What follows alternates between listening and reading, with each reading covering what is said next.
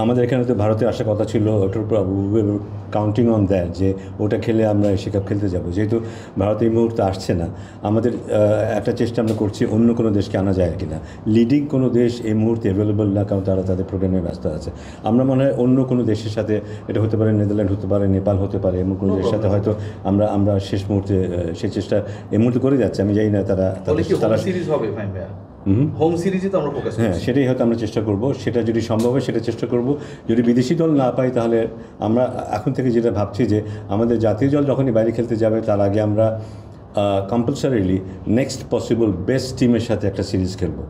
তাতে যেটা হবে, জাতীয় দলে কিছুটা প্রিপারেশন হবে, এবং তার চেয়ে ইম্পর্টেন্ট নেক্সট পসিবল টিম যেটা হবে, যারা ক্লোজ টু ন্যাশনাল টিম, তাদেরও একটা ভালো কম্পিটিশনের সুযোগ হয়ে যায়।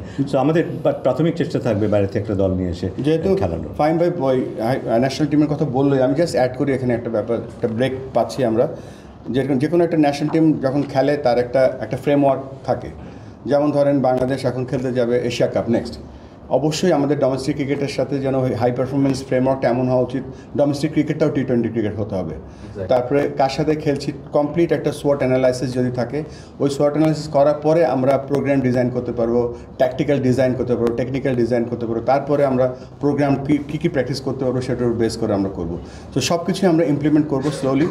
অনেক কিছু এখন চলছে, বাট ডেফিনেটলি আমরা ফাইন ভাইয়ের সাথে আমি একমত যে কম্পিটিটিভনেস সবসময় থাকবে before any big events. Extreme মশার কয়েল প্ল্যান্ট ফাইবার দিয়ে তৈরি, ডেঙ্গু, চিকুনগুনিয়া বাহি সহ যে কোনো মশার বিরুদ্ধে দেয় এক্সট্রিম সুরক্ষা।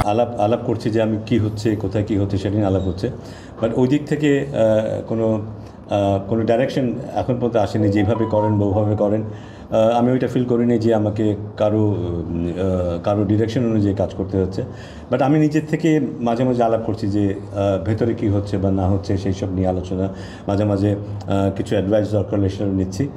তো আমরা নিজে সবসময় আলাপ করি। এই কোয়ালিটি ম্যাচ রেফারি বা কোয়ালিটি ম্যাচ আম্পায়ার যে বা ম্যাচ অফিসিয়াল তৈরি করা হচ্ছে বা চেষ্টা করছে, দিস ইজ দি রিজন।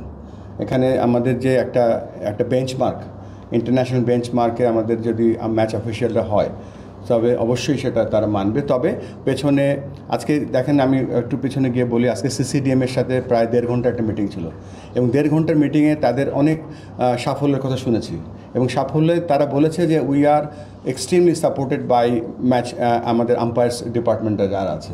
তো এটা উন্নতি করছে বলে কিন্তু আজকে ধরেন ম্যাচের একটু ওভারঅল এরর কমে যাচ্ছে, বাট স্ট্যান্ডার্ডের যখন আরেকটু উপরে উঠে যাবে, তখন অটোমেটিক্যালি সেই রেসপেক্টে সবসময় থাকবে।